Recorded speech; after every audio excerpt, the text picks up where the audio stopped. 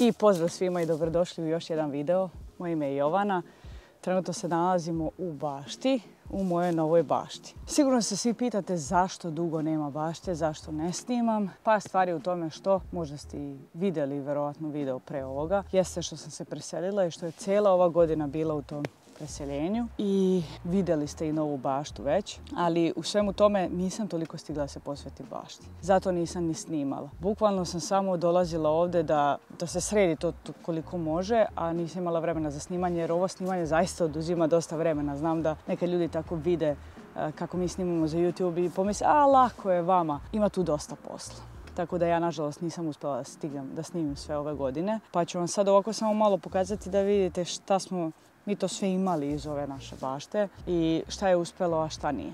Ako ste gledali na početku, ovdje je zemlja bila baš loša, pa smo to nekako doveli do toga da je sad zemlja tu dobra. Razmislit ću u kom pravcu želim da ide ovaj kanal. Znate da najviše snimam recepte i nauku. Znači to šta nauka kaže, kako treba da se hranimo.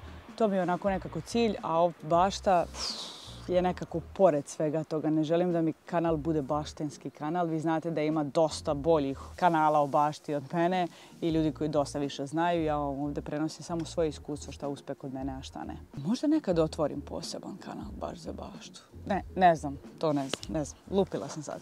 Ok, ono što hoću da ispričam šta mi je uspjelo, šta ne, imam ovdje neke teze na brzinu, pošto vam ništa nisam pokazala. Paradajz ove godine je bio predobar. Predobar kao i uvek, onaj čeri moj, standardno već ga godinama imam.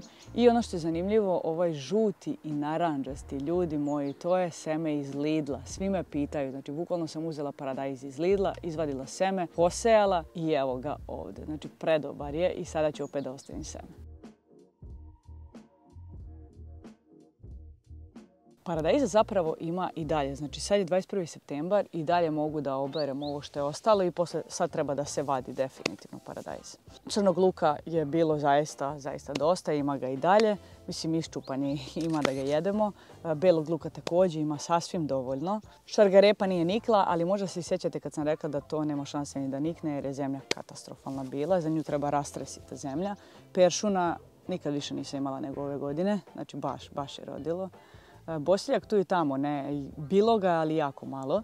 Cvekle, spanaća, to je strašno koliko je spanaća bilo. Nisam sigurna da li je snimljeno u onom prethodnom videu, bukvalno sam delila. A spanac sam, ovo je samo sa ovog malog dela, pogledajte vi, da se vidi koliko spanaća ima.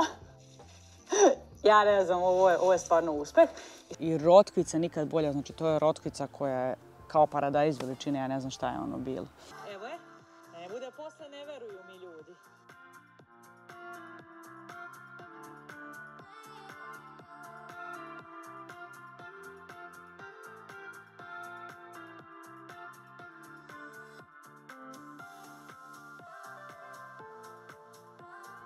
Krastavac me je zezao, 2 puta sam ga posejala, 2 puta nije niko. Nešto se desilo da su tad vremenski uslovi bili katastrofa. I ima jako malo krastavca je bilo.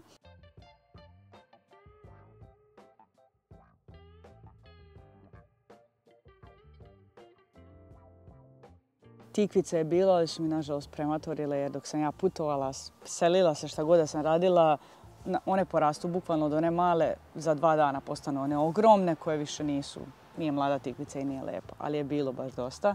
I sad imam da uberem muskatnu tikvu, tako da ćemo to sad ubrati. To je to otprilike šta sam. Krompira je bilo, da. Mahunarke ove godine mi nisu uspjele.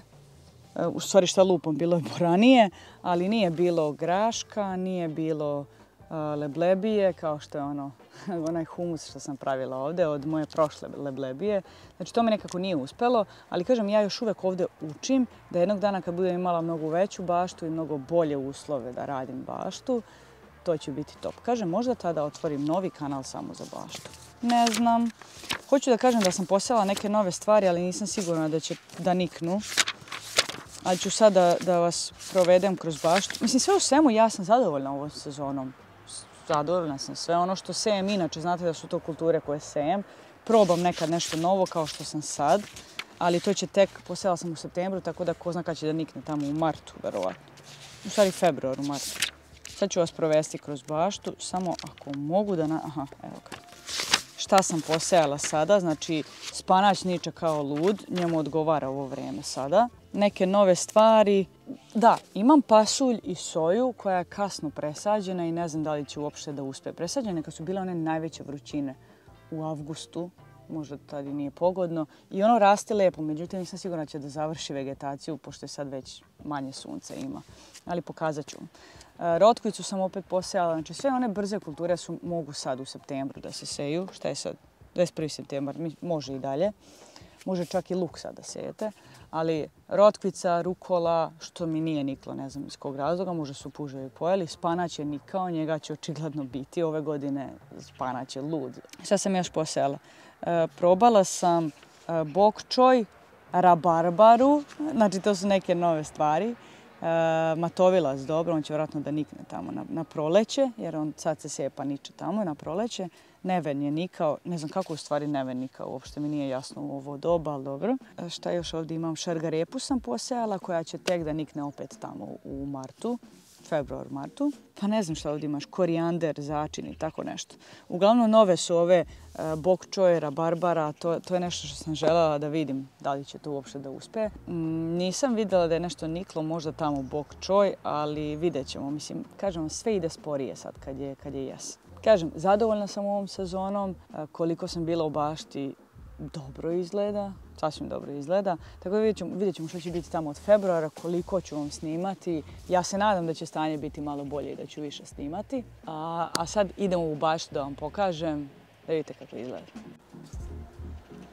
Pa idemo redom ovdje, ovo je matičnjak od pre, ja sam tu posejala još jedan, a ovo je taj pasulj o kome sam pričala, vidite kako je mali. Ovdje između nije nikla rukola iz nekog razloga, ovdje je trebala rotkvica, evo je soja. Ovo je soja za koju ja želim da bude edamame, mlada soja, vidjet ćemo da li će to da uspe. To je ceo red. Evo o čemu vam pričam ovdje, gledajte. Spanać je lud načist. I šargarepa koja očigledno nije nikla. Kadifa, seme kadife. Više ne kupujem kadifu odavno jer imam svoje seme. Ovdje je posejan, vidite, leblebija, znači nije uspjela iz nekog razloga. Ovdje je praziluk, koji ne znamo da li će da nikne. Ovdje imamo muskatne tikve, koje ću sada uberem. Definitivno.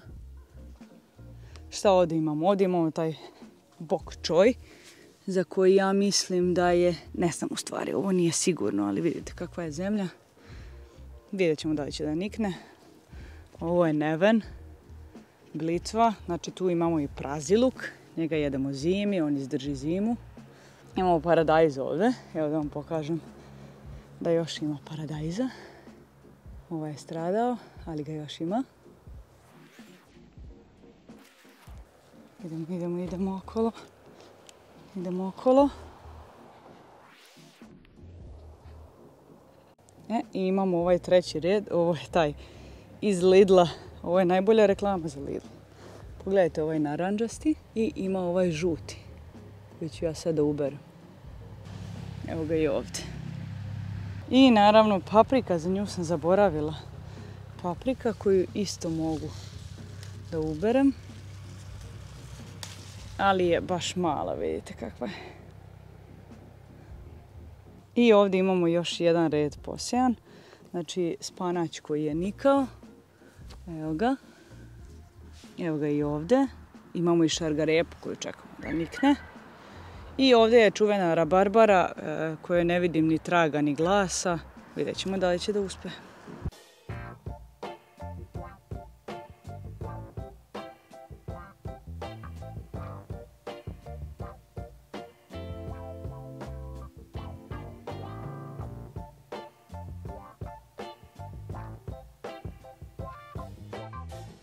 To bi bilo to, narode, što se tiče ovog videa.